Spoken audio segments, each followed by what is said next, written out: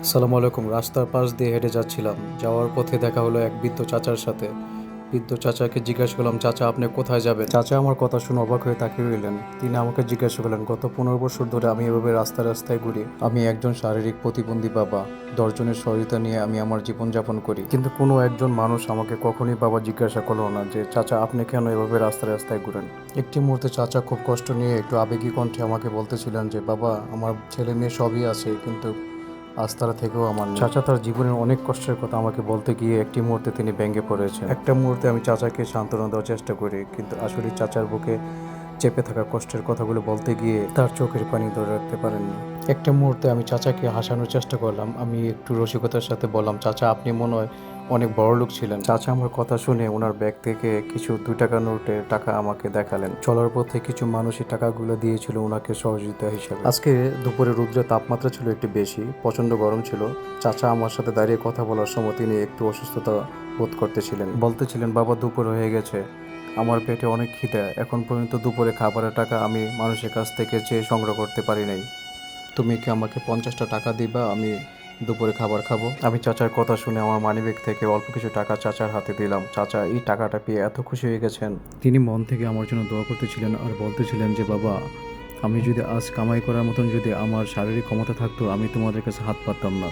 তোমরা যদি আমাকে সহযোগিতা না করো, আমি সামনে বেঁচে থাকার মতন আমার কোনো আর উপায় নেই। একটা মুহূর্তে চাচা আমাকে জিজ্ঞাসা করতেছেন, বাবা তুমি আমাকে যে টাকাটা দিলে এটা কত টাকা? আমি চাচাকে বললাম, চাচা এটি 1000 টাকা।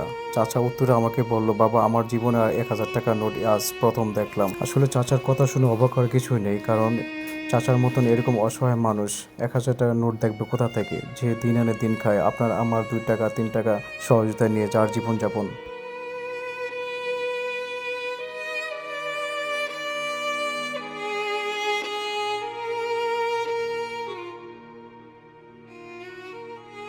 একটা মুহূর্তে চাচা আমার কাছ থেকে চলে যাচ্ছিলেন।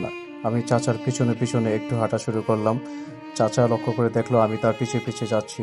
চাচা ফিরে এসে আমাকে জিজ্ঞাসা করলো, বাবা তুমি কেন আমার পিছে পিছে আসতেছো?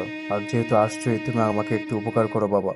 আমি চাচার কথা শুনে চাচাকে একটু রসিকতার সাথে বললাম, চাচা আমি এসেছি আপনার উপকার করার জন্যই, কিন্তু আমাকে তো আপনি ফেলে রেখে যাচ্ছেন। চাচা আমার কথা শুনে বললেন, বাবা আমি তোমাকে কোথায় নিয়ে যাবো বাবা, আমি তো নিজেই একজন অসহায় মানুষ। যাই হোক, আমি চেষ্টা করেছি চাচাকে রাস্তাটি পার করে দিয়ে নিরাপদ স্থানে পৌঁছে দেওয়ার জন্য, কারণ এটা এমন একটি রাস্তা, এখানে প্রতিনিয়ত কিছু না কিছু দুর্ঘটনা ঘটে থাকে। আমি চাচাকে নিয়ে খুব সাবধানতার সাথে রোডটা পাড়ি দিচ্ছি। আমি এসেছিলাম আজ এখানে আমার ব্যক্তিগত কাজে, যার ফলে চাচার সাথে আজ আমার দেখা হয়ে গেল। রাস্তা পার হওয়ার সময় আমি একটা জিনিস লক্ষ্য করলাম, চাচা পিঠে করে কিছু জিনিস বহন করতেছেন। আমি চাচাকে জিজ্ঞাসা করলাম, চাচা আপনি পিঠে করে যে এই কাপড় দিয়ে পেঁচাইয়ে কিছু জিনিস বহন করতেছেন, এগুলা কি? চাচা উত্তরে যা বললো, বাবা এটার ভিতরে একটি লুঙ্গি আছে, একটা জামা আছে, একটি নামাজের মশলা আছে, একটি কাঁথা আছে, কারণ আমার তো আর ঘর বাড়ি নেই। রাত হলে আমি যেখানে আমার থাকার জায়গা হয় আমি ওখানে থেকে যাই। আসলে মানুষের জীবন কতটা অদ্ভুত, যার আছে তার অনেক কিছু আছে, যার নাই তার কিছুই নাই। তারপরে এই অসহায় মানুষগুলো সবসময় আল্লাহ তাআলার শুকরিয়া আদায় করেন। রাস্তা পাড়ি দেওয়ার সময় চাচা শুধু আল্লাহর নাম নিতেছিলেন এবং খুব ভয় পেতেছিলেন। আমি চাচাকে বললাম, চাচা আপনি কোনো ভয় পেন না, আমি আপনার ছেলের মতন, আমি আপনার সাথে আছি, আপনি কোনো চিন্তা করবেন না। আলহামদুলিল্লাহ রাস্তা পাড়ি দিয়ে চাচাকে নিয়ে নিরাপদ স্থানে চলে এসেছি। যাই হোক, আমি চাচাকে সামান্য উপকার করতে পেরে আমি নিজে অনেক খুশি। এখন চাচা আমার কাছ থেকে বিদায় নিয়ে যাবেন। যাওয়ার সময় উনি অনেক দোয়া করে গেলেন আমার জন্য। তো আমিও চাচার জন্য দোয়া করি, আল্লাহ তাআলা যাতে চাচাকে সবসময় ভালো রাখুক, সুস্থ রাখুক। তো আমাদের সমাজে এরকম অসহায় মানুষ অনেক আছেন, যারা সমাজে বিত্তবান আছেন, অবশ্যই তাদের প্রতি একটু খেয়াল রাখবেন। আসসালামু আলাইকুম।